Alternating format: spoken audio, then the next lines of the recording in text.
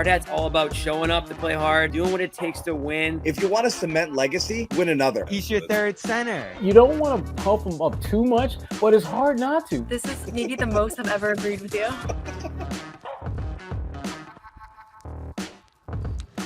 Hey, Buddy Manning here. Welcome to another edition of the Garden Report from Las Vegas. And we're inside Thomas. I haven't recorded out here yet, but we have Jake Fischer back for his annual appearance out here, coming to us from the Steinline Substack, which definitely subscribe to, giving you all the best information pretty much every day this offseason. Great to have you back, man. It was a lot. Thank you, man. It's been a long summer, but we're here, still going. So we're going to talk some Celtics, of course. They've done a lot already.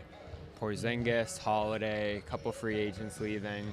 Feels like Al Horford's departure is inevitable now as well after what Brad Stevens said last week. What's next for them? Is this it? A little bit over the second apron. They're still a luxury tax team, even though it doesn't look like they're a contender in any shape or form with where their roster's at this point. No. Are they done dealing, or could there be more here? I don't think they're definitively done dealing. I think they're definitely looking for further deals with Anthony Simons and George Niang. I think also from a second apron standpoint, the trades, like, I don't think they have to be done right now either, right? Like, they could get below the second apron at the trade deadline. So I would, if you're a Celtics fan, I'd expect Boston to be very involved in trade talk all the way through February. Like, that's kind of, I think, been the goal. And the early word I got even before Jrue and Kristaps were dealt from opposing teams was they all thought that Boston was kind of thinking about a sequencing standpoint. Like, they'd make these first moves and then maybe make more moves and then maybe make more moves after that. Like, can they keep getting younger? Can they keep getting less expensive? And still with the ultimate goal, though, of having a team that will be positioned to be competitive when Jason Tatum comes back for the 26-27 season. Yeah, and it felt like they considered a lot to start the offseason. Obviously, they end up trading Porzingis and a salary dump. They bring back Simons in the holiday trade there. There was so much buzz around Jaylen Brown, Derrick White, teams calling them, teams trying to see if those guys could be pried free from them. And obviously, they sent the message the whole way. They would take an astronomical offer to pull those guys away from them. Did it ever get close? Were there ever any serious talks there, you think? I don't think so. I mean, I know that, like, the Toronto Raptors were calling with the number 9 pick for Jrue and for Derrick, but I don't think that ever really. They offered 9 for Jrue, huh? I think so. Okay. Yeah. I don't think Boston ever really was so interested in that selection for one of those types of guys. I think with Golden State definitely called for Derrick White too, but there's just nothing that I know for Jaylen that got really close, or for Derrick too. And I think ultimately, like, all along, like, we first wrote sometime in May, I think, that if Boston didn't win the title, they were going to look to do all this stuff, right? Yep. And, like, truly the second Jason Tatum tore his Achilles, and I was at the Combine in Chicago at the hotel lobby bar, and, like, 2 cap guys just immediately were like, are they going to duck the second apron? It's tearing And down. it just happened right away. So it wasn't such a surprise, but I think the fact that they moved Jrue and Porzingis was also, like, expected. And I think all along there was never really a plan to move Jaylen or Derrick. So I don't think anything got close. I don't think they were really, like, willing to move those guys either. Like, you would have had to really make some – you have to make this trade, Desmond Bane, Mikal Bridges type of offer for Derrick White.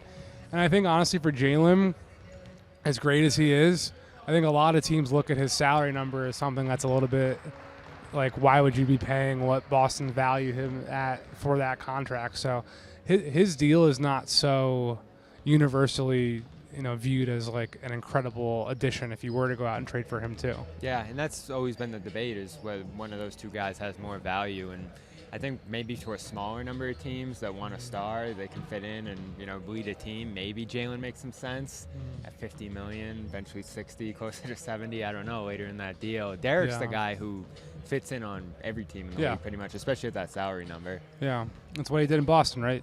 He got traded February and immediately helped them make the finals in 22. And just, he can play big, he can play small, he can play on ball, he can play off ball, he can shoot it, he can defend. Like, he's such a, like, close to flawless super role player that he would fit in a ton of places. Yeah, and so the Holiday thing's interesting to me because you said number 9's there available from Toronto. They end up moving him for Simons, who it feels like all the buzz has been that they've tried to retrade him in a million different directions, and it doesn't seem like they've had the any other thing luck. too is like the salary I think that Toronto was offering to send out the door for anyone was RJ Barrett type stuff, long-term money. Simons being an expiring contract I think was pretty important. Yeah, and that helps from their financial standpoint. They were going to get a couple of seconds with Simons, and then that ended up falling apart. The reporting, I guess, was that the physical wasn't great for Holiday going out to Portland. Yeah, I don't have, like, honestly, the greatest read on that because there's just so much stuff to be – like, we're keeping tabs on Bradley Beal's buyout right now, so I don't know what exactly the medical thing is, but I do know Portland, like, wanted Jrue, and – that was an interesting choice for them. It was.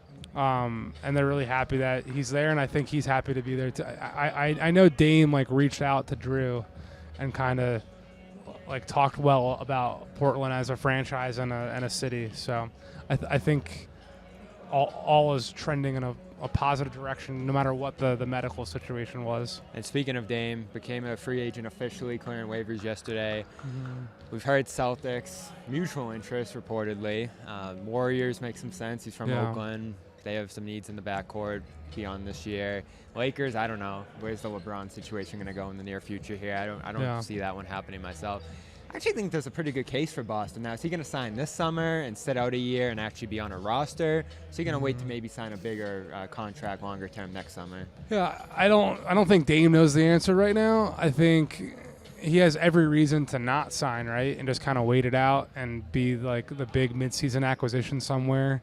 If he wants to sign somewhere now, it would the most benefit he would have is to get full support for his rehab, but he's made hundreds of millions of dollars in his career. He's got this whole estate out in Portland where he spends most of his time in the offseason and stuff as is. Like, I don't think he has any reason to do that. I mean, he's going to have interest from every contender, right? Like, Miami will certainly be involved. Golden State, definitely, like you said. Why wouldn't he want to go to Boston? Like, why wouldn't Boston want him?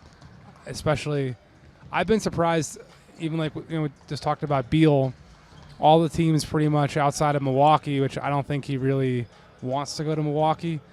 All those teams he's looking at are all Western Conference teams. It's been a surprise to me how many of these guys, like Kevin Durant, was interested in Miami too, but he primarily wanted to go to San Antonio and Houston. The East is considered wide open, so I'm waiting for one guy of a star echelon to say, I want to go East. Like, even I got a tip the night before the Miles Turner Dame wave and stretch situation, and I thought, like, the tip was something's happening with Dame. Like, that's all it was.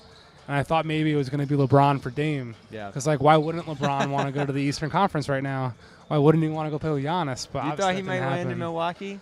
I mean, when you get a tip at, like, 11:30 at night and it's just so vague and your mind starts trying to, like, go through what all the plausible scenarios are, yeah, like, that was one of the few salary matches that would make sense. So I thought it was possible, but obviously it didn't happen. So speaking of stars going west, not a star anymore, but still a pretty productive player. Al Horford feels like inevitable he lands with the Warriors, which interesting move. When I was thinking of teams that might be able to pull him away from Boston this summer, I was thinking maybe New York. I know they were forward a little bit. Atlanta, where he started his career, had him mid-level. They're in a borderline contending position right now.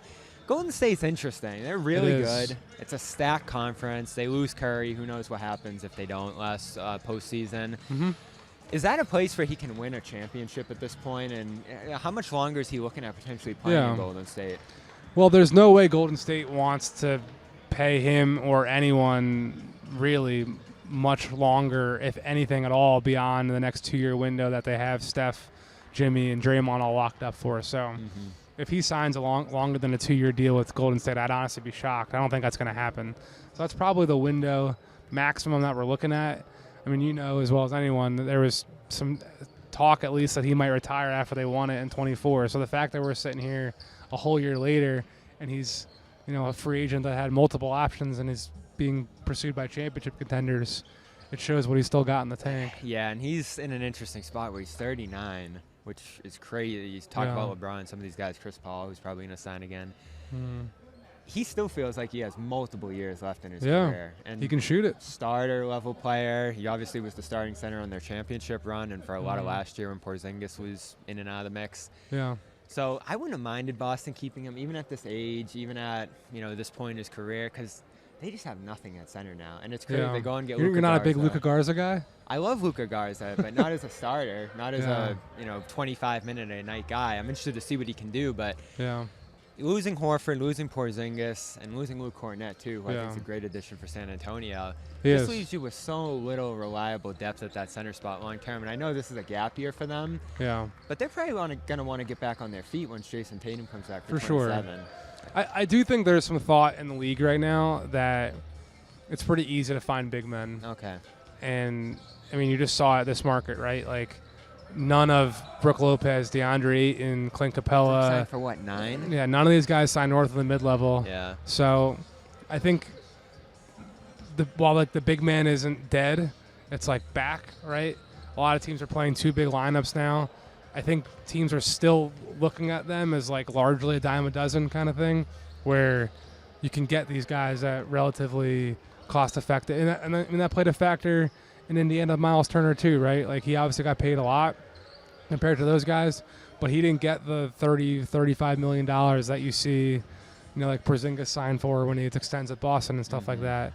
Indiana, came out and said that they would have matched Milwaukee if they had an opportunity to, but like they clearly didn't want to come out the gates and give them that either. So I think generally speaking, teams are, as much as big men are like back in vogue a bit, and you're seeing 2-man lineups and stuff like that, I don't think teams are still trying to break the bank for centers, and they think that they can get some pretty starting caliber centers for a relatively low cost when you do flip the switch and say like it's time to add. So let's say this is the roster for Boston. What are you expecting from them? Is this just a gap year? Does this end up becoming a tank year if the roster goes sideways? Or are they going to be more competitive than people think? I don't think their plan is to tank right now, but what happened with Philly, what happened with New Orleans, like knock on wood. San Antonio. Yeah, you get one injury and all of a sudden you're in that position. Yeah. I think they anticipate being competitive, being in that, it's funny, like if you're not competing for a top 4 seed, you're trying to compete for the 6 seed, right? You're trying to not be in the play-in. I do think they have a belief that they can be that they can be out of the play-in muck, especially like there's so much belief in Peyton Pritchard being able to step up I'm in excited Tatum's to see him absence. start, yeah. Yeah, like if he's an all-star, I wouldn't be surprised. So if you put him, Jaylen Brown, Derrick White together on the floor, 3 all-star caliber players. Just got to figure out who's playing center. You got to figure out who's playing center. Yeah, maybe it's George Niang. Boston will love George Niang's homecoming if he's still on the roster come opening night, Well, and he will love it there's been a lot of too. hate so far because he pulled Jalen's leg a couple years ago in the playoffs with Philly or something. They're not He's a too Boston excited about guy, that. Tilton's own. He's got to get on the court Yeah. first and do some stuff, and I think people will get excited. But he's Jake Yeah. Fischer. Subscribe, Steinline, Substack, one of the best subscriptions you can buy into right now. How much is it a month? $9.99 a month. That's markstein.substack.com. You get at least twice a week from me, the Hall of Famer Mark Stein. We wrote, as Bobby said, like literally every day from before the draft through July 5th. We're kind of slowing things down now, How you but feeling? You I'm tired, recharging? man. I'm tired. It's been...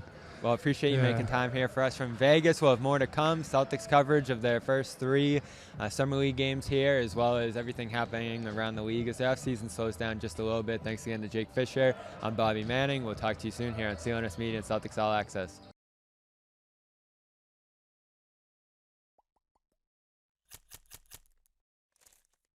No one's sneaking a vegan brownie by me, I'll tell you that. Okay, you know what, John? We're gonna do it. You have to feel that way too, Bobby. I have to Same. feel that Same way? to you. Let's slide Al over and make Luke your first center. Bobby, we gave you Luke hour early. We're not going to end this on a damn conversation about Luke